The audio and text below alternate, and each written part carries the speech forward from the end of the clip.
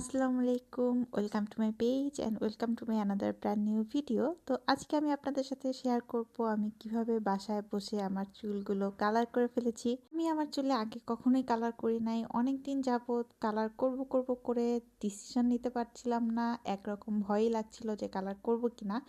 এরপরে আমি অনলাইনে এবং আমার পরিচিত একজনের কাছে এই কালারটার রিভিউ শুনলাম যে এটা অনেক ভালো।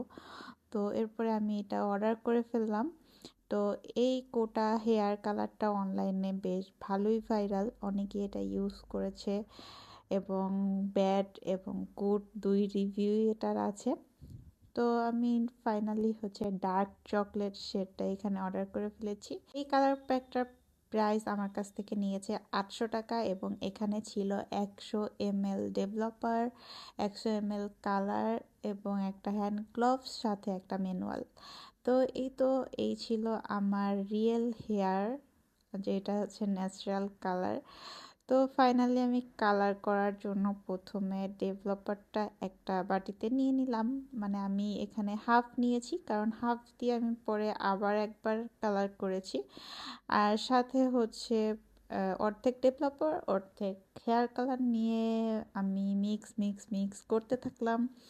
এটা খুব ভালোভাবে মিক্স করতে হবে, আর মিক্স করে আমি প্রায় 15 মিনিটের মতো এটা রেখে দিয়েছিলাম। ভালো কালারের জন্য এটা রেখে দিতে হয়, আমি অনলাইনে দেখেছি। আর হ্যাঁ, 15 মিনিট রাখার পর এটার কিন্তু কালারটাও চেঞ্জ হয়ে যায়। তো এই মাঝখানে আমি আমার হেয়ারগুলো সেকশন করে নিলাম। এই হেয়ার কালারটা অ্যাপ্লাই করার একদিন আগে কিন্তু তোমাদের হেয়ারটা ওয়াশ করে নিতে হবে।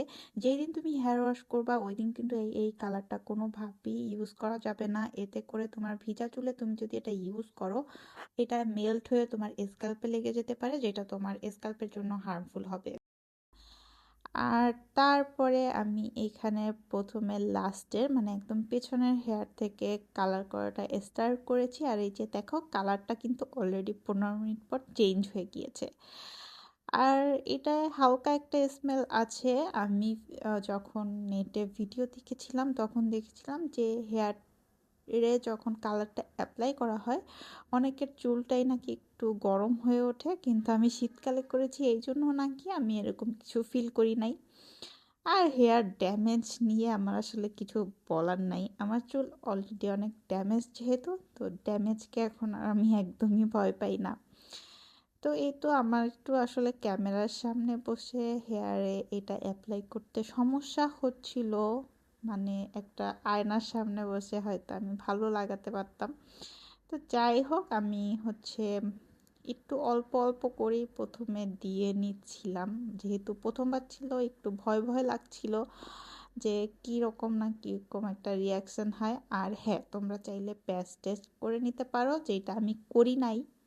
তো আলহামদুলিল্লাহ আমার কোনো সমস্যাও হয় নাই। তো এখানে আমি হেয়ার কালারটা অ্যাপ্লাই করে রেখে দিয়েছিলাম 20 মিনিট।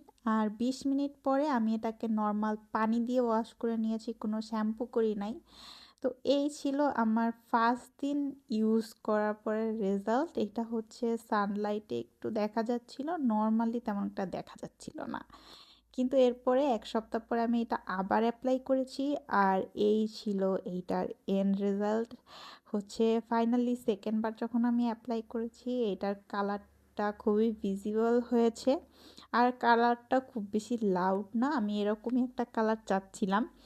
তো এই ছিল আমার মোটামুটি হেয়ার কালারের এক্সপিরিয়েন্স, যেটা ভালোই ছিল। আমি তেমন কোনো সমস্যা ফেস করি নাই, বা এখন পর্যন্ত আমার রেজাল্টটা ভালোই আছে।